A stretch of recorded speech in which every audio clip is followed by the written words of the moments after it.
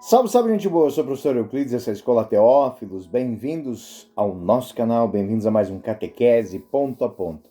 E o ponto de hoje é o ponto 461, ponto 463, a encarnação.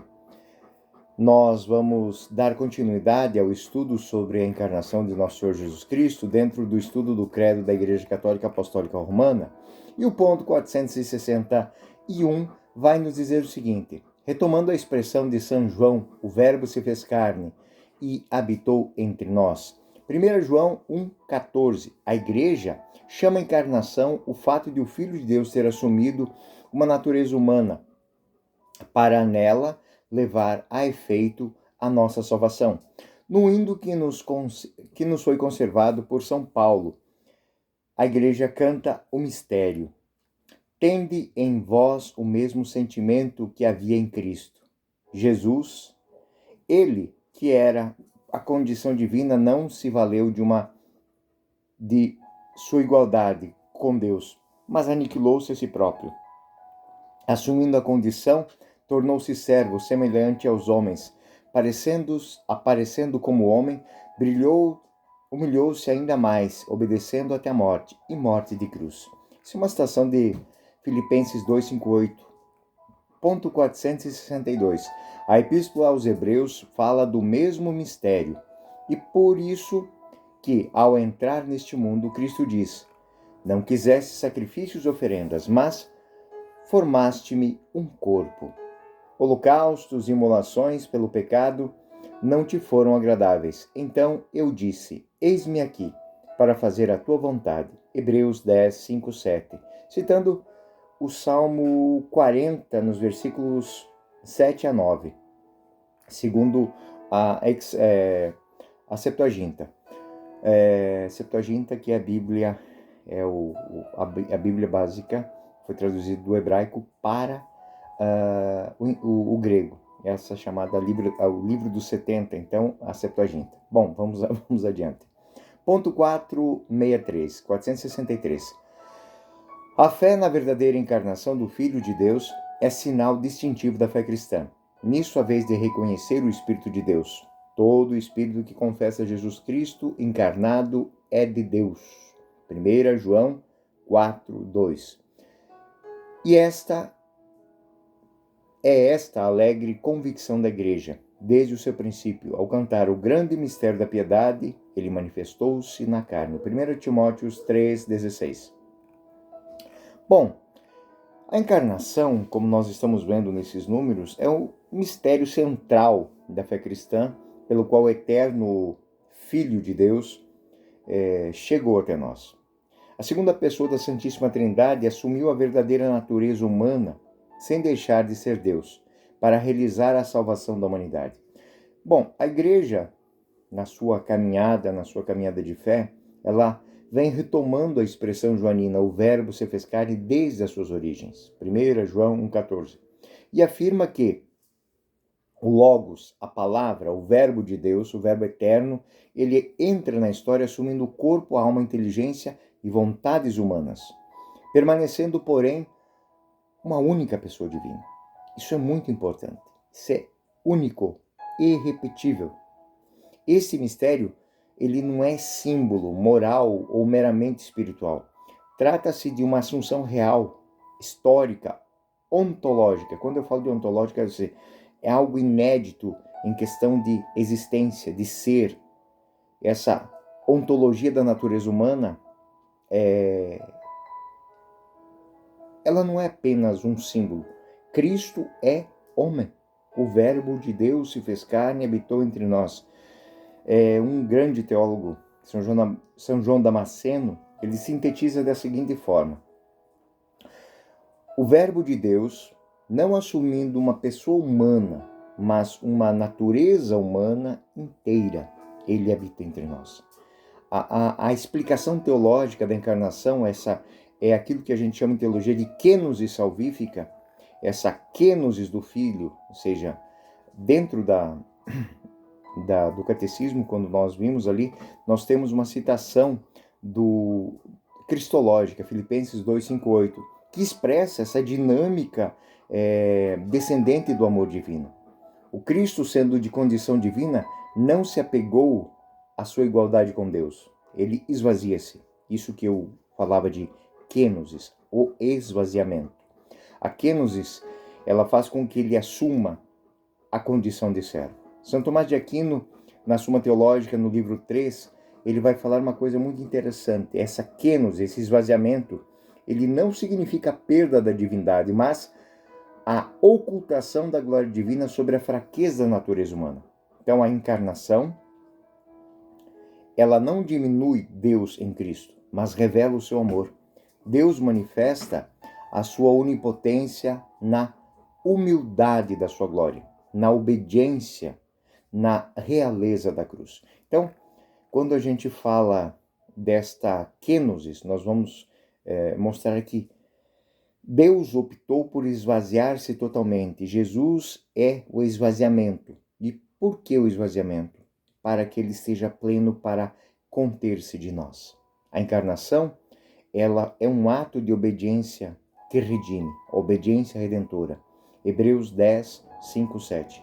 A carta aos Hebreus mostra a encarnação, que a encarnação ela está ligada muito fortemente, podemos usar uma palavra forte aqui, intrinsecamente ligada à obediência do Filho à vontade do Pai. Eu vim para fazer a vontade do Pai.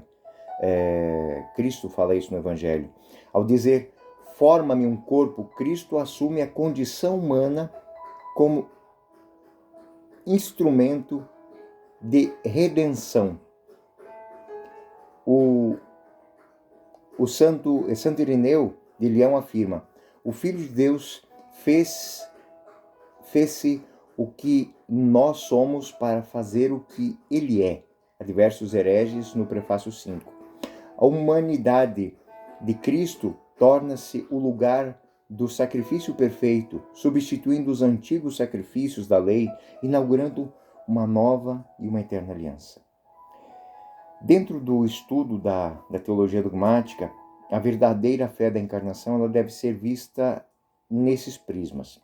Critério de verdade da fé cristã. 1 João 4,8. São João estabelece o critério decisivo.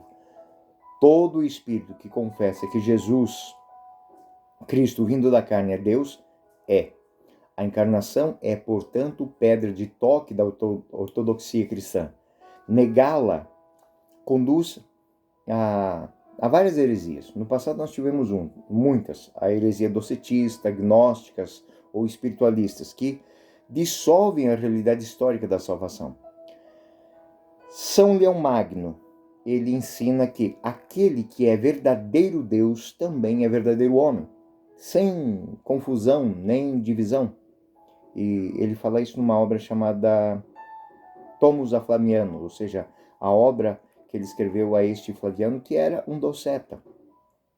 Definição conciliar.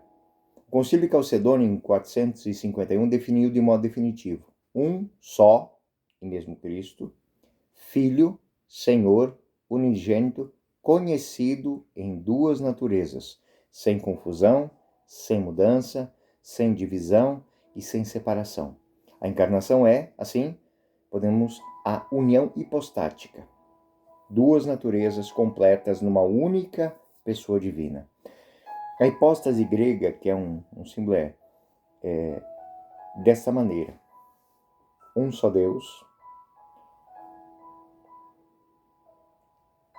duas pessoas, duas naturezas e três pessoas. Então, essa explicação que simplesmente nos chega até nós, até os dias de hoje, pela tradição, vai mostrar que esse ponto foi um ponto de toque de toda a teologia da igreja para que essas heresias fossem sendo tiradas. Tanto as heresias de dizer que Cristo era um Deus, super Deus, quanto aquelas que resumiam ele a apenas um marionete das decisões do Pai. Então, nem ele é um outro Deus, nem é um marionete, mas é um só com Deus, dentro da natureza. E ele esvazia-se pela encarnação para que ele possa mostrar a nós, como dissemos na aula anterior, ele possa dizer a nós que Deus nos ama. O Concílio de Constantinopla, o segundo Concílio de Constantinopla, vai reafirmar uma coisa: o Verbo de Deus sofreu na carne. E aí nós vamos para um outro caminho de compreensão, que é a dimensão espiritual e salvífica da encarnação, que traz para nós a revelação do amor, ou seja, essa encarnação revela que Deus nos salva, não à distância, mas ele entra no tempo, ele entra na história, ele entra nas condições do homem para nos salvar. O Papa Bento XVI, numa obra chamada Deus Caritas Est, na carta apostólica Deus Caritas Est, ele vai dizer o seguinte: na encarnação, Deus tornou-se próximo, visível, tocável. É bonito isso, hein? Na encarnação, Deus tornou-se próximo, visível e tocável. Deus Caritas Est, podem procurar lá no número 12. Fundamento da vida sacramental. Então, a carne do Verbo torna-se fonte dos sacramentos, especialmente da Eucaristia. Sem encarnação não haverá, primeiro, cruz redentora, a ressurreição corporal e a igreja sacramental.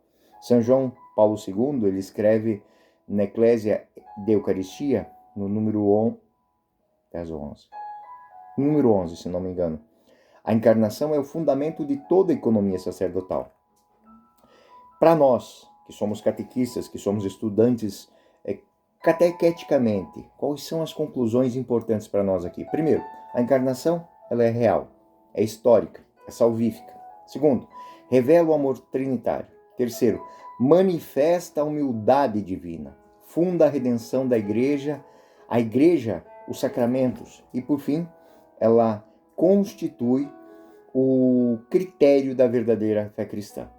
E a igreja proclama de uma maneira muito forte esta realidade.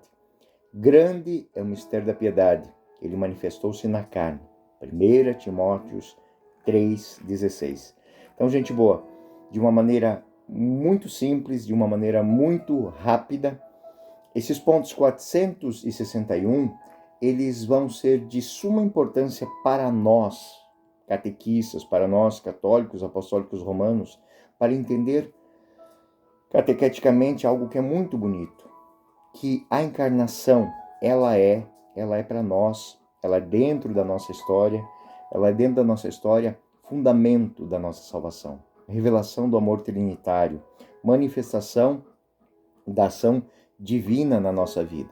Então, isso constitui os critérios da verdadeira fé. Bom, gente boa, eu sou o professor Euclides, essa é a Escola Teófilos e esse foi mais um Catequese Ponto a Ponto. Fiquem com Deus, até o próximo ponto.